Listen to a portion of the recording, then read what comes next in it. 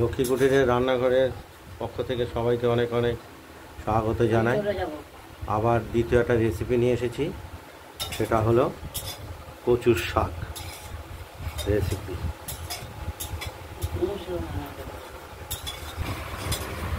কচুর শাকগুলো দেখতে পাচ্ছেন, এই কচুর শাকগুলো কেটে আমরা রেডি করে নেব।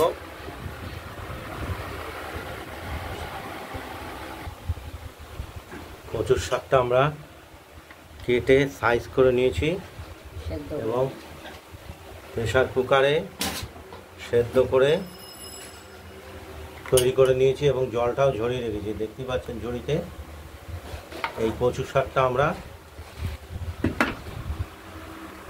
চাল ভাজার গুঁড়ো দিয়ে রান্না করব। এই চাল ভাজাগুলো কড়াইতে শুকনোভাবে মাংস দিয়ে কচুর শাক দিয়ে করা যায় না। ভেজে নিয়েছি, নরম হয়েছে। এবার আমরা একটা শিলে বেটে নেব। এই চাল ভাজার গুঁড়ো দিয়ে কচুর শাক রান্না খুবই টেস্ট। যে মাংস দিয়ে করা যায় না। কড়াইতে তেজপাতা, শুকনো লঙ্কা দিয়ে দিয়েছি, আর ফোড়ন হিসাবে জিরে ব্যবহার করছি। এরপর সেদ্ধ করা কচুর শাকগুলো কড়াইতে দিয়ে দেবো। এগুলো একদম নরম হয়ে গেছে সেদ্ধ হয়ে।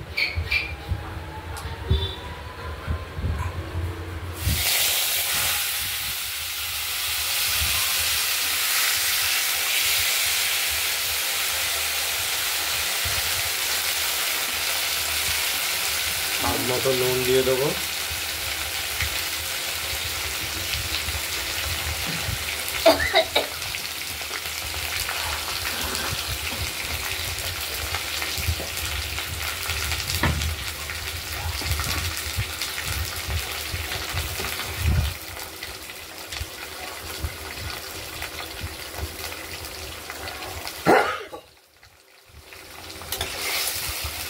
হলুদও পরিমাণ মতো দিয়ে দিলাম। এবার একটু নাড়াচাড়া করে বেটে রাখা মশলা, লঙ্কা, জিরে বেটে রেখেছি শিলে, সেটা দিয়ে দিলাম মশলা হিসাবে। তাহলে কচু শাকের টেস্টটা খুব ভালো হবে। আর এগুলো কিছুক্ষণ নাড়াচাড়া করতে হবে, দেখতে থাকুন। আর চাল বাটাগুলো একটু গুঁড়ো করে নেই, সেটাও দেখতে থাকুন। হাফ গুঁড়ো করে নেব। কচুর শাকটা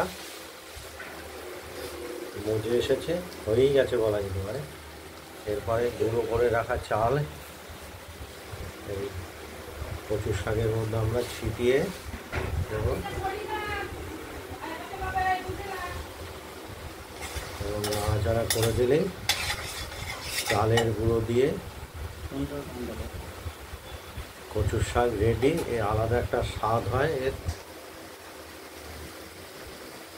দেখতেই পাচ্ছেন। ওই সেদ্ধ চাল শুকনো কড়াইতে তেলে নিলেই আপনার ভাজা ভাজা হয়ে যাবে। সেই চালের গুঁড়ো করে শিলে ভেজে কাজ হবে কচুর শাক। এর আলাদা একটা স্বাদ তৈরি হবে কচুর শাকে, দেখতেই পাচ্ছেন।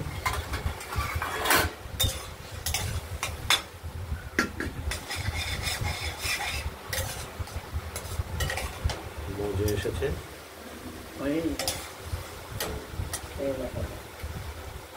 একদম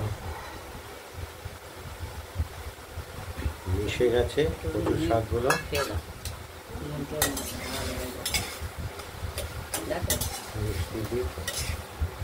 মিষ্টিও একটু ব্যবহার করা হয়েছে, নাহলে স্বাদ আসবে না। আপনারা বাড়িতে ট্রাই করবেন, আমাদের কমেন্টস করবেন, আর আমাদের চ্যানেলটাকে লাইক করবেন, শেয়ার করবেন, আর সাবস্ক্রাইব করে রাখবেন। আজ এই পর্যন্তই। সুস্থ থাকবেন, ভালো থাকবেন।